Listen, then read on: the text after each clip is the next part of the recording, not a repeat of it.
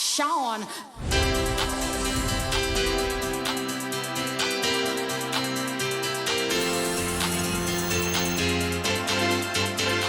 It's amazing to see this funny little film that we were just sort of having fun ended up becoming an Australian touchstone.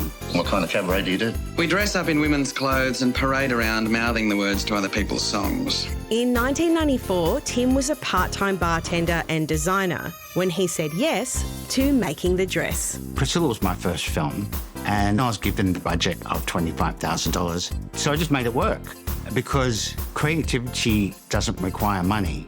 There's this interesting phrase in Polari, which is the drag queen language, called mock de croc. And mock de croc means to make something fantastic from nothing.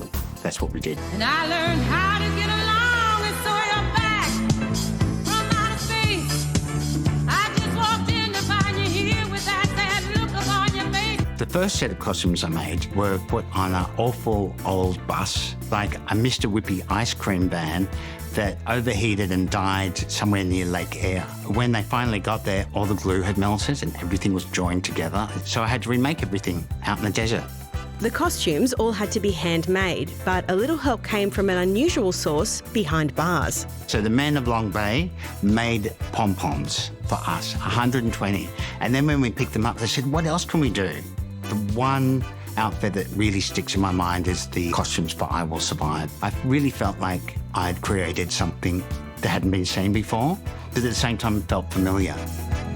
And the Oscar goes to Lizzie Gardner and Tim Chappell for The Adventures of Priscilla, Queen of the Desert. I looked out and there was Oprah Winfrey and she was like, yay! And looking over there, Tom Cruise is like, yay! And I was just like, I'm going to explode into sequins and glitter. But I didn't. I'm so incredibly proud, Priscilla. I mean, we were at the Olympics opening ceremony. It's amazing. And that's part of me. A part of me will live on forever now. My role in Priscilla is, well, what have we got here, eh? A couple of showgirls. Where did you come in from? Uranus? Could I please have a stop? No! You can't have nothing. We've got nothing here for people like you. My husband knew because I went to his cupboard and I took his white singlet and his beige shirt to cover my fat arms at the time. And what happened? Stephen Elliott, the director, said, take off your shirt. So I became famous for the white singlet. I had never seen drag queens. My script were the names of them, so I was looking forward to three ladies and I bypassed Guy Pearce standing on the piano and I just couldn't believe what I was seeing and I thought, what sort of a movie am I in? All I can see is female impersonators. One of my favourite memories is when I was actually drinking with Terence. I had not been a drinker. I didn't know what to do. I actually had one of the crew get under the table and he took my wrist and made it that I'm swinging around like I'm half drunk. Broken Hill, growing up here, it's a lovely town. Country towns are an environment which can be, I guess, a little bit homophobic. But I think the biggest struggle was accepting myself. Brendan realises now that Priscilla has had a profound impact on his journey of self-acceptance. That was a message which you can sort of see, oh, those are the struggles that I had inside of myself, and I can see that now in this movie as well. I've watched it too many times to remember now. The movie inspired the hospitality worker to follow his passions, unveiling Shalita Buffet to the world. There's not many country towns where you'd be able to do drag shows.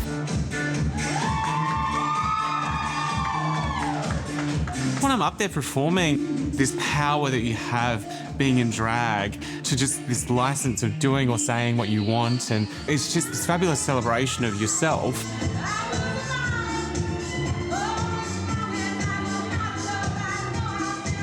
Shalita to me is really a saviour in some aspects of it really brought me out as a person and just, I guess, almost be an inspiration to a younger person to be whatever they want to be and follow their dreams.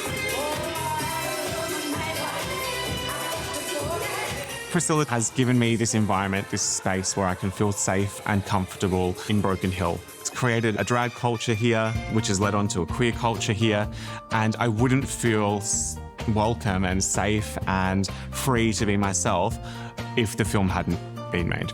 No, I was 53, almost 54, and now I'm going on for 86.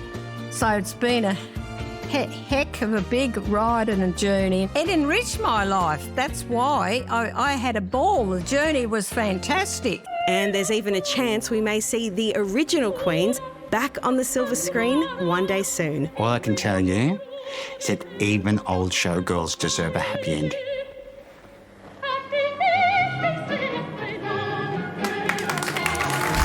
That's enticing.